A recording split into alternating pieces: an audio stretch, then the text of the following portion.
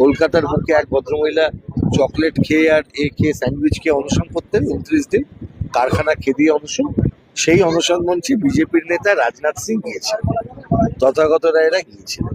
মানে আমি এটা মনে করালাম এই জন্য, মানুষের স্মৃতি একটু সীমিত। যাই হোক, সেটা ঠিক না। আমরা বলি যে কোনো ক্ষেত্রে সরকারের একটা দায়িত্ব হচ্ছে যে অনশনকারীকে তার সাথে যোগাযোগ করা।